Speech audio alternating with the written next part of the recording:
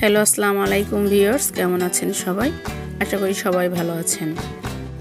আজ সকাল সকাল উঠেছি কারণ আজকে একটু আমতলিতে যাব, তাই ছেলেকে নিয়ে আমতলিতে ডাক্তার দেখাতে যাব। তাই এর আগে ঢাকাতে ডাক্তার দেখিয়ে আসছি, আপনাদেরকে তো বলেছিলাম একটা ভিডিওতে। তো এখন একটু আমতলিতে দেখাবো কারণ ওর গায়ে অনেক অ্যালার্জি, চুলকানি হয়েছিল, এর কারণে অনেক ডাক্তার দেখিয়েছি, কোনো কাজ হয়নি। তো চিন্তা করলাম, অনেকে বলল আমতলিতে একজন ভালো ডাক্তার আছে, তাই সেখানে যাব ওদেরকে নিয়ে। তো বাবারা ঘুমিয়েছিল, ঘুম থেকে তাদেরকে উঠালাম, তাদেরকে নাস্তা করালাম। তো আমরা সবাই এদিকে রওনা দিয়েছি আমতলির উদ্দেশ্যে। এখন আমরা ফেরিঘাট খাওয়াতে আছি। আর এদিকে আমার যা পেয়ারা বানিয়ে নিয়ে আসছে সবাইকে খাওয়ানোর জন্য। আসলে পেয়ারা বানানিটা অনেক মজার ছিল।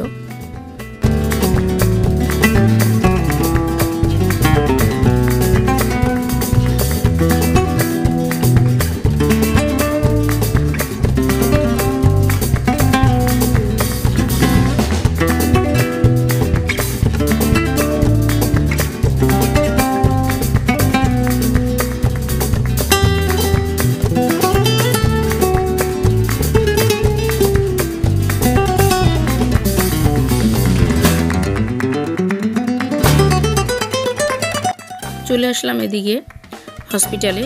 আমাদের সিরিয়াল কাটানো ছিল আরও 5 দিন আগে। তো এখন আমরা এখানে টোকেনটা নিয়ে ডাক্তারের যারা নাম ডাকে আসলে ডাক্তারের ওখানে জমা দিতে হবে। জমা দিয়ে আমরা বাসায় চলে আসছি। আর এদিকে সুয়ান দেখেন তার খালাতো বোনের সাথে দুষ্টুমি করতেছে। আর এদিকে 2 জন ছোট দোকানদার বসে দোকানদারি করছে। তো তাদের কাস্টমারটাও ছিল ছোট দোকানদারের ছোট কাস্টমার, দেখে ভালোই লাগছিল। তো আমি ফাঁকে একটু ভিডিও করে নিলাম।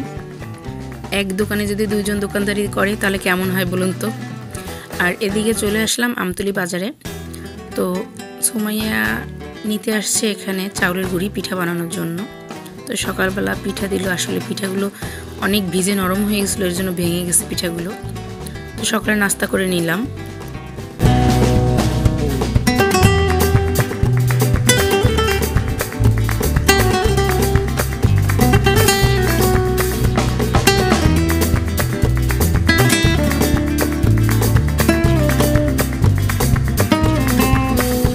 আর এদিকে দেখতে পাচ্ছেন অনেক সুন্দর সুন্দর জামা।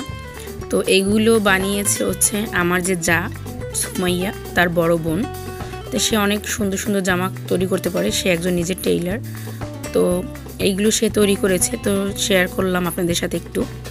এই যে দেখতে পাচ্ছেন এই রুমটা সম্পূর্ণ হচ্ছে তার সরঞ্জাম থাকে সেলাইয়ের জন্য। তো দুপুরে খানা দানা খেলাম, খেয়ে দিয়ে একটু বাইরে নামলাম ঘুরতে। আর এদিকে দেখেন 12 মাসি আম, অনেক সুন্দর আম ধরেছে। সবাই কিন্তু মাশাআল্লাহ বলে যাবেন, কেউ মাশাআল্লাহ বলতে ভুলবেন না। অনেক সুন্দর, আমার কাছে খুবই ভালো লাগছিল আমগুলো দেখে। এই যে একটা দিঘি দেখতে পাচ্ছেন, এটা আমতলিতে বড় একটা দিঘি। তো এটা সুমাইদের বাড়ির পাশেই, একদম অলের সঙ্গেই এই দিঘিটা, অনেক সুন্দর দেখতে।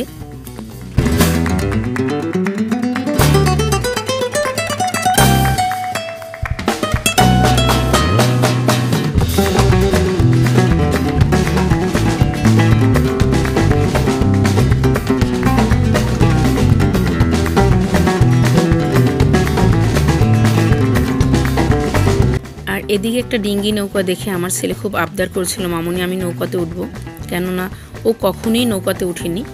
তো আজকে ওর জীবনে ফার্স্ট নৌকাতে উঠবে, এর জন্য তা বললাম যে আচ্ছা ঠিক আছে যাও। এদিকে তালই খুব সাহায্য করছে ওদেরকে ওঠানোর জন্য।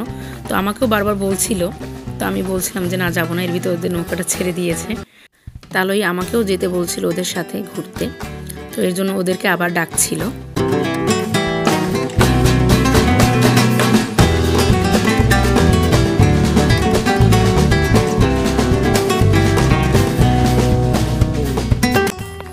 এই যে দিঘিতে ঘেরাও দেওয়া দেখছেন, এখানে জেলেরা প্রতিদিন মাছ ধরে কম বেশি। তো এখনও আজকে মাছ ধরছিল। নৌকাওয়ালা কাকা বলছিল এই যে বকগুলো দেখতে পাচ্ছ, এগুলো যখনই আমরা মাছ ধরতে আসি তখনই ওরা এইভাবে জালের উপরে বসে থাকে। আর প্রতিদিনই নাকি 3-4টা, এমনকি 4-5টা করেও ধরা পড়ে, কিন্তু আজকে নাকি একটাও জালে ধরা পড়েনি। দেখুন বকগুলো দেখতে কত সুন্দর লাগছে, তাই না? তো আজকের ভিডিওটা আর বড় করব না। আমার এই ভিডিওটা যদি আপনাদের ভালো লেগে থাকে তো অবশ্যই আমার পাশে থাকবেন। আজ এই পর্যন্ত বিদায় নিচ্ছি। আল্লাহ হাফেজ।